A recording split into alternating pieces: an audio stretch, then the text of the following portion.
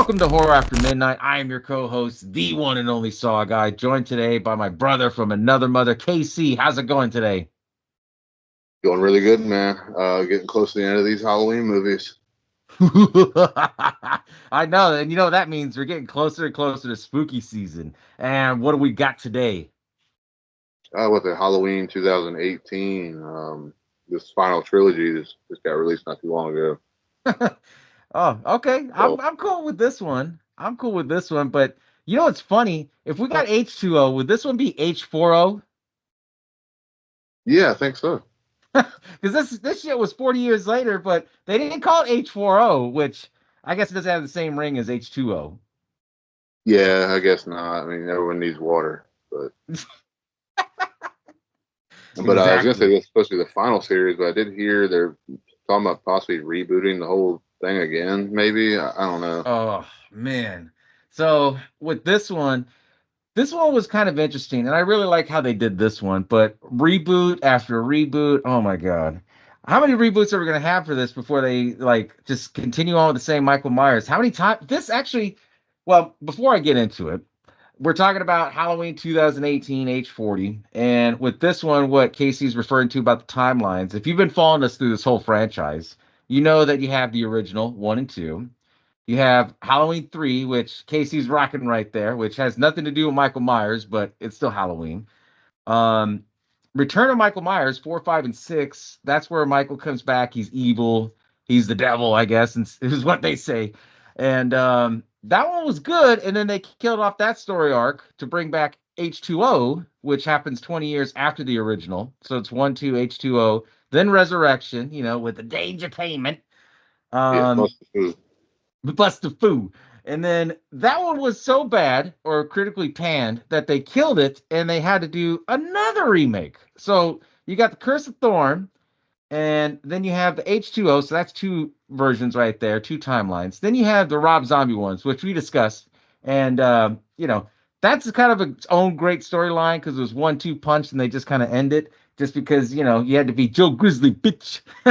Sorry, I had to squeeze that in there. And, now we're talking about this timeline, which, if you talk about it, most people refer this as H18 or Halloween 18 because it came out in the year 2018. And with this film, what's different about this one that stands out is looking at it at the time, and if you research this film went through a lot of tribulation. So, KC, I don't know if you remember the story, but do you remember who owned the original Halloween, like the film rights to it? Someone Malika Cod. Him, but who was also the production company was Dimension Films. Because remember, Yeah, they pretty much did it like Halloween, but it was like the same recipe as like Scream, almost in a sense. It was just Michael Myers mask, but with Scream. Well, the way this Halloween came about was Dimension Films was supposed to make another Halloween. They didn't because they just let the license drop. And interestingly enough, the new product, well, it's not new now, but back in the day, they were still kind of newer. A production company known as Blumhouse, which is partly distributed by, I guess you could say, Warner Brothers, or not Warner Brothers. What the fuck is it? Universal Studios.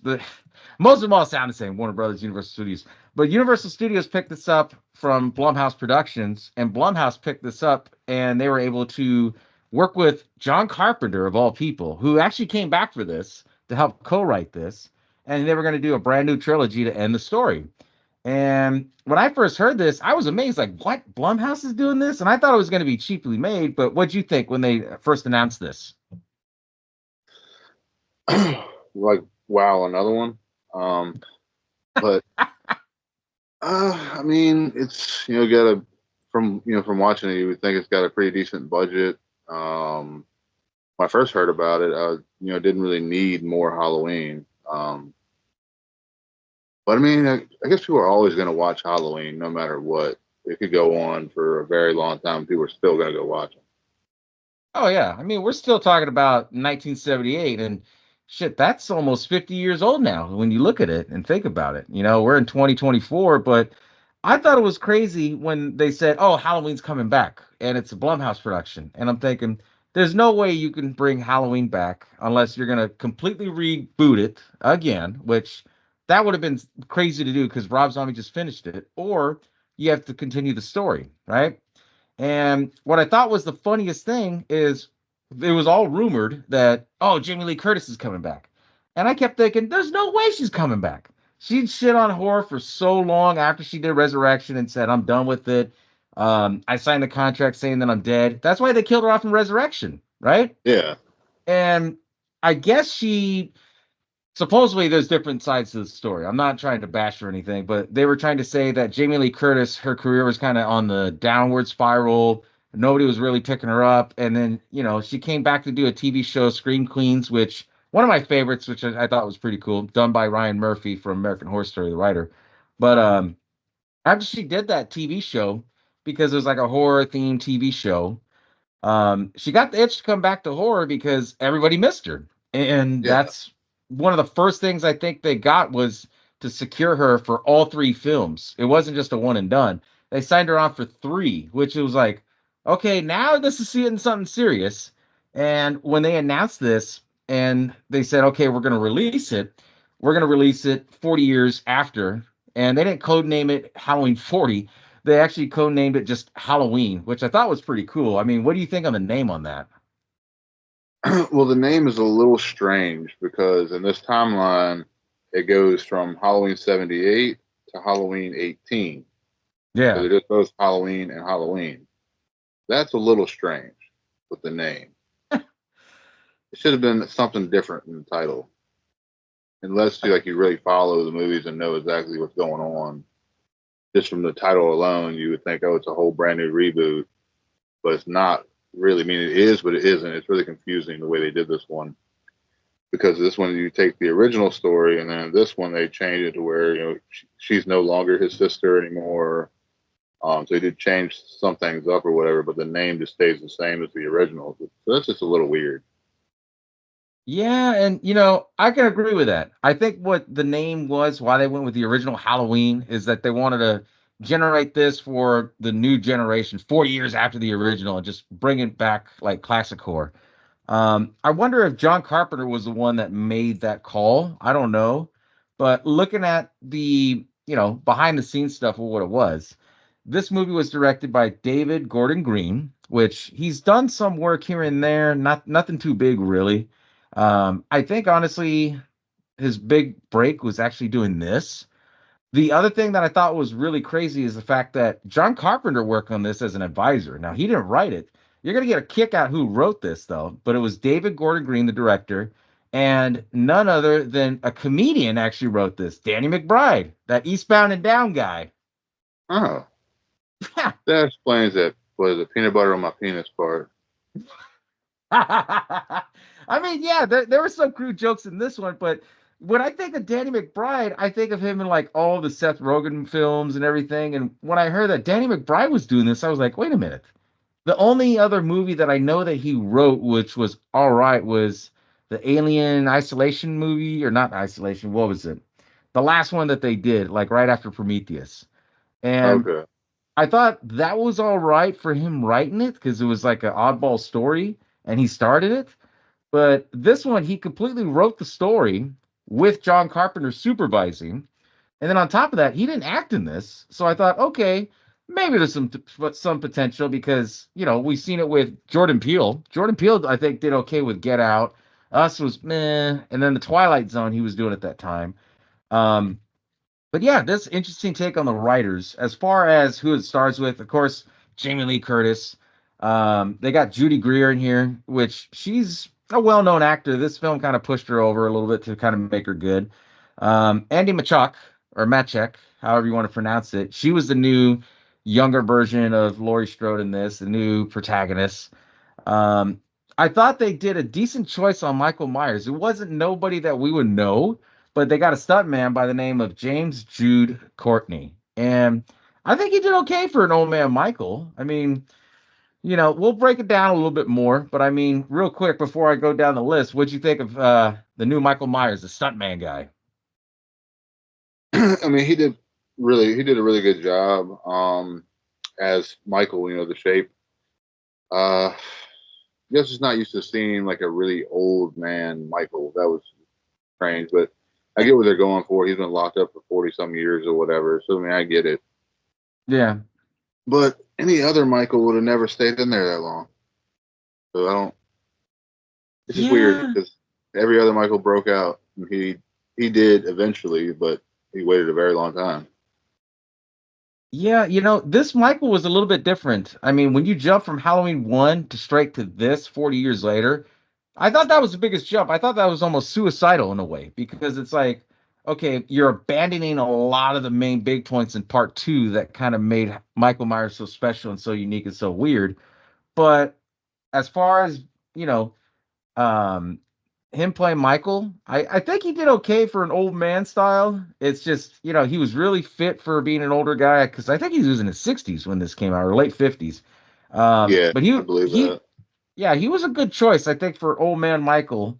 But we'll get more back into Michael Myers because Nick Castle came and redid some scenes as Michael, which I thought was a cool little wink. But breaking down the list, of course, we know that it was Miramax that kind of owns it. Blumhouse Productions kind of produced it. Universal Pictures distributed it because they put their name all over on it. This film was released October 19th of 2018, with a premiere date in September 8th of 2018. So they premiered it first, got everybody hyped up. Everybody was excited.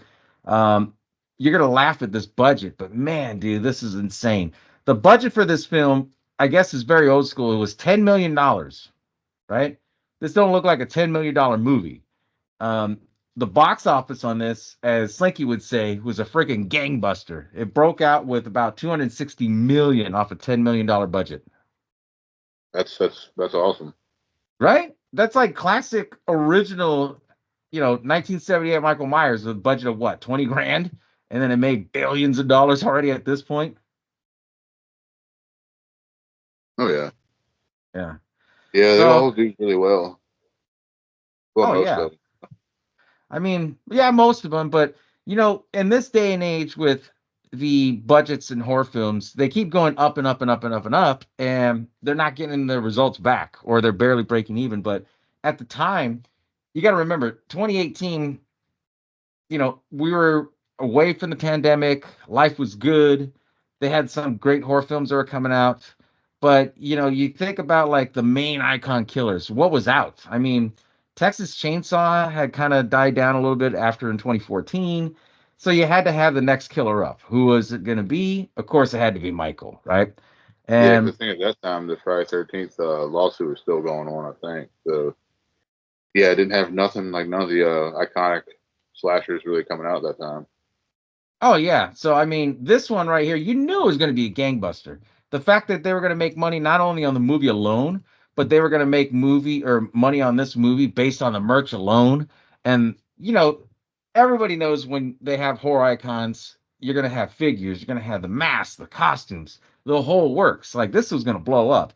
I'm surprised that they did it at a $10 million budget and made that much, but I mean, for what this was, let's break it down because it's a really great story. Kind of a good continuation how they did it. But the film is kind of weird in itself because it doesn't really follow Michael. It doesn't really follow Laurie in the beginning. But basically, it takes place in present day. So it happens, of course, right before Halloween. So October 29th of 2018.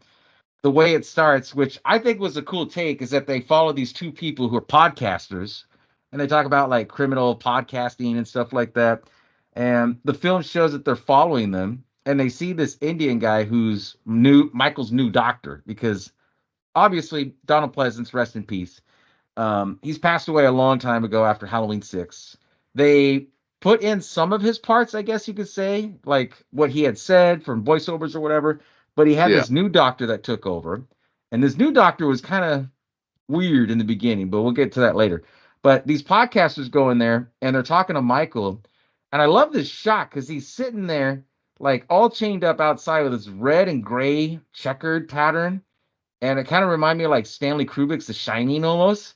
And he goes and tries to talk to Michael, and they don't show Michael's face because he's unmasked and he's old, and his left eye is all fucked up because of when Laurie stabbed him in the eye in the original, which I thought was a great touch. yeah, Um, but here's the thing: they're trying to egg him on, and then they piss him off. This is the this I'm thinking, and when I was in theaters, like are you fucking stupid? They're trying to egg him on, and then they pull out his original mask. We got your mask, and they're just shaking it right there. Like, bro, you done fucked up now. Yeah. I just, I don't know what you thought about that scene, but I'm like, oh my god, this is how it starts. Yeah, I was thinking he was going to break the chains loose or something, but he didn't. Yeah. And they did it in broad daylight, which I thought was kind of weird because, the original one they had to go through in the dark and they see him break out and everything. But while this was going on, now it follows Laurie Strode's side of the story. And Laurie Strode, like they show some flashbacks and they kind of show her now. Of course, she's an old lady. It's been 40 years, so what if the timeline says she was 18, so what, 40, she'd be about 58 in this movie, almost 60. Yeah. And they kind of show her where she's like living out in the country in this old ass looking house, chained up with lights and all kinds of stuff. And, she's in the country, which is actually pretty cool. And they show her like shooting targets. And she's kind of like almost a doomsday prepper because of everything that she's gone through. And I thought it was kind of cool. I was like, okay, I could dig with that. But then they kind of also brought in the fact that she had a daughter and a granddaughter, which um, it almost reminded me it was like Terminator, where she had a child, she doesn't know who the father is. They kind of always implied who it was later on. We'll get to that. But it was the fact that Lori was crazy. She meets somebody, has a kid, and the whole time she has a kid, the dad left or her husband or whatever. Yeah. So she was still doomsday prepping and then taught her daughter Karen to doomsday prep with her, which I thought was kind of a little different. But I really did like that approach of how they made Laurie Strode like this weirdo. What'd you think? Yeah, I mean, it kind of made sense for her character to like, I guess, kind of be like preparing for, I guess, for Michael to be coming after her again, or any other crazy situation that she might be in, just to be prepared for it. Yeah. Um, Also, like the house, she kind of turns that into like one big trap in a way. See, and I like that because that just showed that she was just absolutely nuts. And they kind of brought it up in the movie because they're trying to say like, oh, there's the Meyer house, but the Meyer house ended up being the Strode house. Laurie Strode, her house ended up being that weird house that you don't go by because people said, oh, she went cuckoo, she went crazy because her friends got killed by Michael and everything. And that was really cool. They did put a sense of realism to it. What I thought was weird was like, okay, Jamie Lee Curtis is the main star in this, but they can't follow her throughout the whole film. So instead of following her daughter Karen, they ended up following the granddaughter Allison because she's Laurie's age at this point from the original, and she's going to high school and they're talking all kinds of things. She has a boyfriend. The boyfriend has a good friend that likes her. And then they start talking stuff. This is funny how you bring this up. They were talking about like, oh, wasn't your grandma like his sister or something? And she goes, no, that was some bullshit movie that they did made about it. That Yeah, was yeah, that's what basically it was like made up or whatever that that wasn't true. But I mean, that's how it was in the original. But they kind of like in this one they did away with all the stuff that was in all the movies after the original. yeah. So it's like it's hard for like people like us to forget everything that happened after the first one and Yeah. like just like it never happened.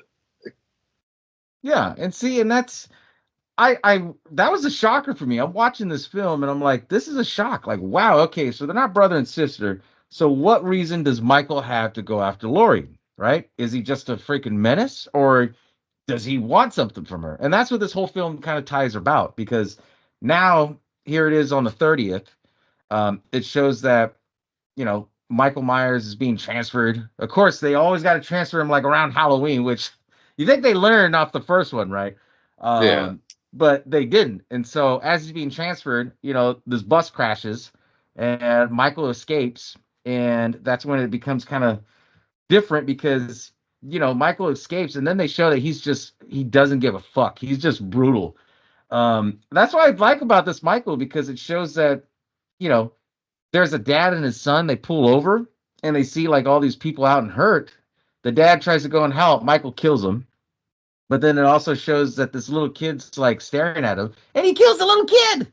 I was like, oh shit, dude. Like, This one badass Michael. I'm like, okay, so they made him as brutal as Rob Zombie's Halloween 2, but I mean, that was a little different. The rest of the story kind of get muddies up because here now it's the day before Halloween. Allison goes to this Halloween party. You know how that whole thing goes. She finds out her man is cheating on her, and well, that's all going on. Um, Pretty much they have like bickering arguments, but before that, Allison was trying to get close to Laurie Strode as her grandma, and her grandma never came out. Laurie Strode until one day she did, I guess, because it's Halloween. Oh, we're gonna come out. It's gonna be fine. And that's when Michael breaks out. Then it comes into the Halloween party. I thought it was kind of stupid.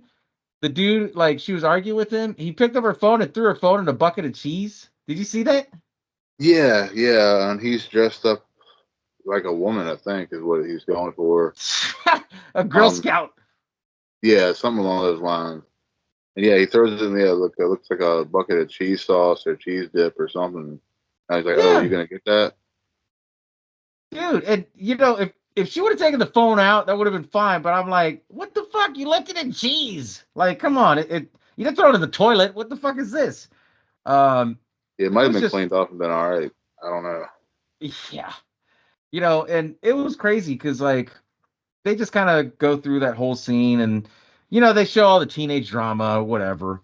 As that's going on, they show like the previous scene of how the podcasters they finally went to a gas station. And I thought this was funny because they're British, right? And I Yeah, had to ask myself this a couple of times. She goes in the gas station, she goes, "Where's the loon?" Like, the fuck, what, a loon? And the guy even said it, the loon. And she's like, the bathroom? Oh, I guess it's a British thing. I'm not sure. But it yeah, I'm shows not she, sure because as far as I know, they call it a washroom, but I could be wrong. yeah, it's the loon. I was like, what? Okay. So she goes in the bathroom. And I thought this was kind of a cool wink because this whole movie is a homage to all the Halloween like scenes from one through, Rob Zombies in a sense. Because when they showed the mask and they were torturing him with it and showing him like, here's your mask, they did such a great wear and tear of the original one, and it was based off of the William Shatner mask. So I thought that was really badass. But when she goes to the bathroom, she's trying to take a shit, and I guess Michael comes in, and he comes in with like trying to mess with her. The other guy who's a podcaster comes in and he beats the shit out of him and smashes his face in. And I thought this was crazy. He grabs all of his teeth and drops it down on her feet. And I was like, Yeah, oh damn. Like that was a crazy scene. And then he goes and kills her, like breaks her neck. And I thought the most badass scene was he pops the trunk and he puts the mask on. And when you see him in full gear with a mask and the overalls, because he got the overalls from the garage. Of course, you had to do it homage to part four. And yeah, he just looks so brutal and badass in this. And then they just show that he was making his way from wherever the crash site was to get his gear. Now he's going back to Haddonfield. Nobody knows why he's going to Haddonfield because he's not related to Lori. At this point, they kind of kept that mystery up, which I really liked. Um, yeah. well But I that guess it is still his hometown. yeah, but I mean, you know, it kind of killed the lore a little bit for me because it's like, okay, he has no ties to Lori, so what? Why is he going back to Haddonfield? Like on Halloween Day of all things, like, is he trying to reminiscence on killing? And did he just had a thing? But I thought it was cool because you see a lot of little winks, and they kind of this is the thing that I loved about the Blumhouse is that they had a lot of continuity. So everybody that you see them later on in the films down the road. But it shows how Michael was going around to all these different places. He's in the residential and he's killing people left and right. And I thought what was brutal is that this is like a wink to part two. He goes into this lady's house. She's talking on the phone of like, oh yeah, there might be creepy people or whatever. And he comes up right behind and just stabs the shit out of her, and he doesn't kill the baby. She was a newborn mother or a new mother, I guess, and was watching a baby or something, and he didn't kill the baby.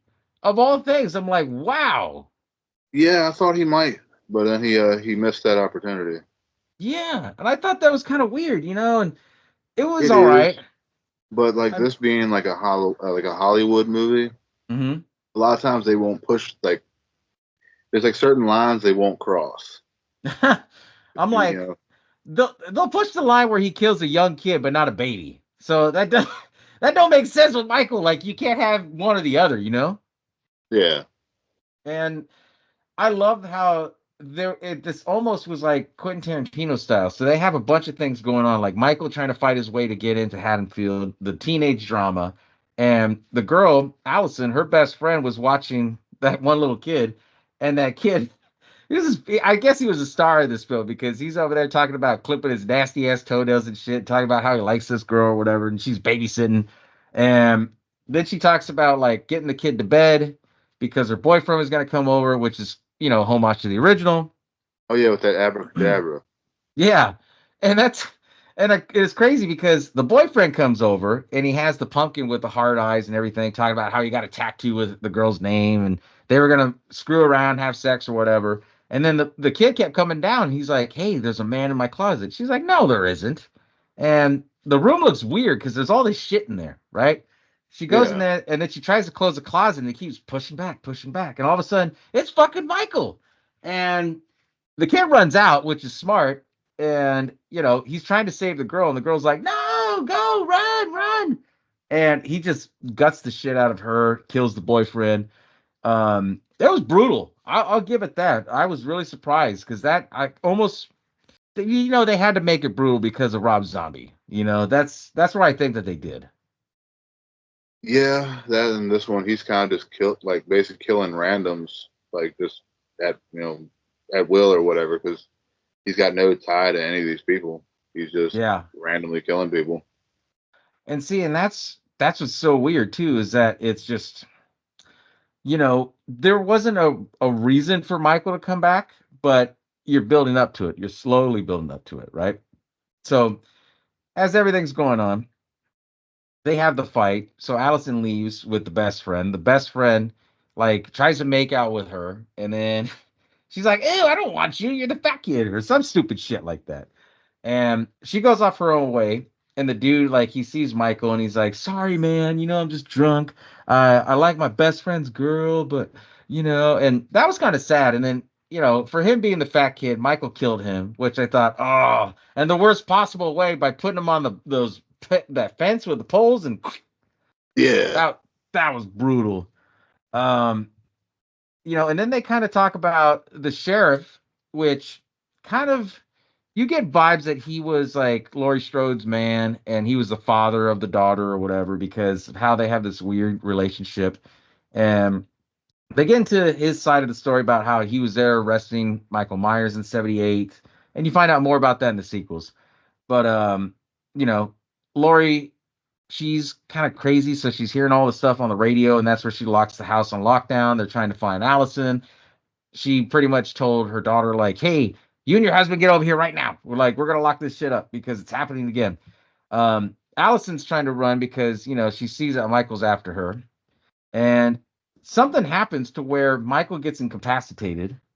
I can't remember what it was. I'm trying to think, but I know he gets incapacitated some way, and the doctor of all things is there, and the doctor ends up being like the weirdo in this dude because you think he's a good guy, but then he's not. And then he basically hijacks one of the cop cars and he's going to take her to Lori. And Michael's in the back seat with Allison. And then she's like, "No, Michael, talk to me." And he's like, "Really? What did he say?" And, she kind of fucked with him a little bit. Um, yeah, to the point where Michael finally wakes up and then smashes him in the car. And, then they try to run to Lori's house. Lori gets there. Well, Lori's at her house with the daughter's husband. There's already a sheriff out there. There's another homage to Halloween 4 where they all run into the house and hide. Michael kills them, the cops, and you don't know that. And then the husband, God, man, what a dumbass in this film. I liked him, but he got killed because he was stupid, right? yeah, He goes out there, checks on the cop, and he's like, "Oh," after Lori said, "Don't go out there." And he goes out there. Michael kills the dad. Then Michael's trying to break into the house, and it's this cat and mouse game. And I thought it was kind of cool with that because Laurie Strode brought him to, I guess you could say, his level at her place. And they kind of have a showdown where they have like a secret room in the basement or whatever. They fight off. Michael tries to break through a window. She blows his hand off, which I was surprised. He blew out his hand, didn't bleed to death, right? Yeah. And after all the scuffle and everything, I guess they show Karen where she's like downstairs and like saying, "No, mom, help me." And you believe it, and all of a sudden she's like, "I got you." And then they fucking knock him down and left him in the basement and locked him in there. They turn on all the gas, and then Laurie Strode lights the shit on fire, and they're leaving. And that's the end of the movie. Yeah. Besides, I think when they're leaving in like a back of a truck or something, you see some fire trucks going that way, and then like the credits roll, Yeah, and she's like, and "Let them burn."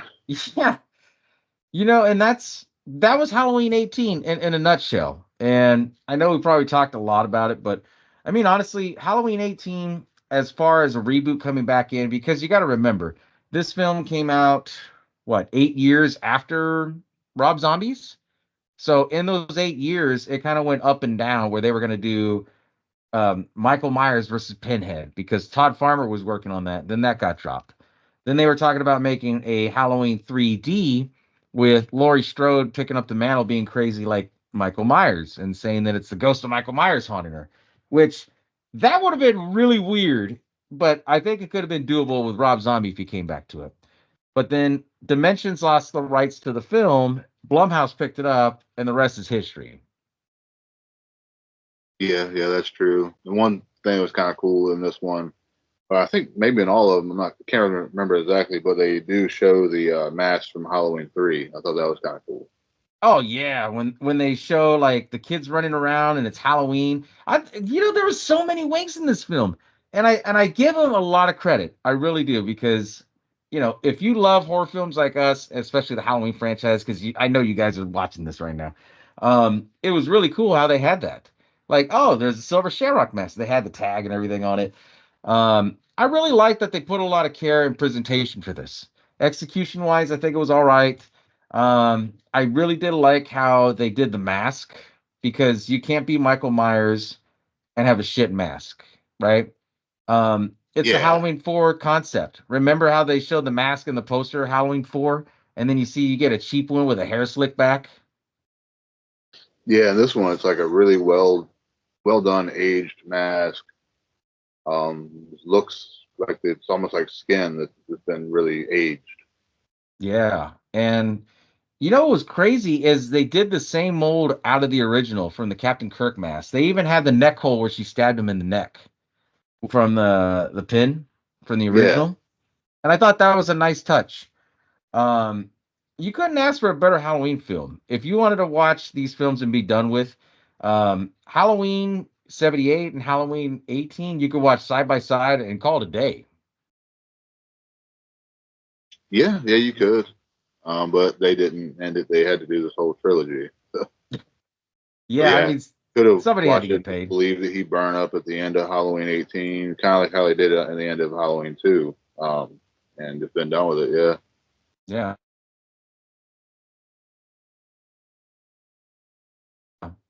And thinks it was a big and killed it. Like 10 million budget for to make 260 million in theaters. That's ridiculous. oh And of yeah, course, they lived off of the hype. And of course, they made hella money on merch on this because the company that did the mask was Trick or Treat Studios. And what they did is that they made the mold, but every one of their masks are hand painted differently. So none of the masks look the same, but they did open up a market for rehauling masks. Like people would buy that mask and they pay somebody to rehaul it to look movie accurate. And I thought it was really cool. Because now you have it set up as a different world, different merchandise, different hype, and you re-energize this whole franchise. Um, Mask wise, if I have to grade it between all of them, it's definitely, well, my favorite is Resurrection, and I love the zombie version. I would say this has to be at least top three, top five Mask. What about you? yeah. I could agree with that. Isn't the best, but definitely isn't the worst. My favorite one I'd say is the Rob Zombie mask. Um, I love that I one. The thought, first, not the second one, it's all ripped up, but the first one, that one was like the oh, best one in my opinion. Other yeah. than like the original, of course. But this one done really well, aged really nice, where it looks like it's been sitting around. But if it's been sitting for 40 years, it probably still wouldn't be even usable. But that's that's going That's a a little too different far story. into it. Yeah, But yeah, aged really well, looked really nice, painted really well. I like the mask a lot in this one. cool. I mean, I like it. It really is good. I mean, I was really impressed with it. Now, before we end this, we have to get into our rating. Out of a 10-star rating, what would you rate this? I want to hear yours first. Man, this one's really good. Like really good acting, good story. Even though you just kind of have to like forget everything you've ever known about Halloween. Um, so I'll give it an 8 out of 10. Damn. Okay. I'm up there with you, but I gotta say, and this is kind of shocking because the original one I think I gave a 10 because it was classic. This one, whew, it's not the classic, but it's a great sequel to the classic. I gotta give it a 9 out of 10. Just because you could, like I said, you could watch them side by side, 40 years apart, and they didn't skip a beat. It still leads into the mystery of why Michael was crazy. Why was he going after Laurie Strode? Um, and you could skip everything in between if you really wanted to. Um, as far as the story, like I was really impressed. Danny McBride kind of killed it, but we'll see how the franchise takes a turn later on because this wasn't the end of it. They, of course, after this one was done, they announced, I think the same day that it was released or 2 days after it was released, they said, okay, we're gonna have two more that Jamie Lee Curtis is tied into, and we're gonna name them. And these names at the time I thought were so stupid, but they said we're gonna call it Halloween Kills for the second one, and then Halloween Ends for the third. And it was like that's a weird name, but okay, we're part of this requel sequel thing. We'll see how this plays out. Of course, Yeah, when I thought about that, I was like, these movies can't be so good because they didn't put much thought even into the name of the movie. yeah, and it just sucks how they did that because it's like that's some weird ass names. You better have a good story to go with that. And honestly, I really, really, really wanted to give it a chance. I did. Um, but it's a little different. It's a little different. But I will give it credit. They did kept the continuity in there. And the thing that kind of messed up this franchise is that when this came out in 2018, they said, fuck it. When 2019 comes around, here's the two names that we have for it. We have Halloween Kills and Halloween Ends. They filmed it, they finished it, but you know what happened that screwed this up, right? I'm not sure. The pandemic. We were supposed to get the movie in 2020, remember? Oh yeah, that's right. Yeah, And this movie actually changed everything for streaming and also being released. And the reason being is because when Halloween Kills comes out, they were going to release it in Halloween of 2020. Of course, pandemic, people couldn't leave. Most shit wasn't even open to be actually frank. They didn't think it would last that long. And then when it officially got released in 2021, they did something crazy. And, we'll talk more about that when we talk about Halloween Kills. I know we got so far ahead on this. We were talking about how it started, but you can't talk about another timeline without talking about what built it up and everything like that. But this one, I give it a 9. Casey gives it an 8. Go watch this right now because it's probably on an AMC movie horror marathon. It's spooky season. We're all enjoying this shit. I don't know about you, Casey, but fuck it. Let's go watch some Halloween Kills. sounds good, man. Until next time.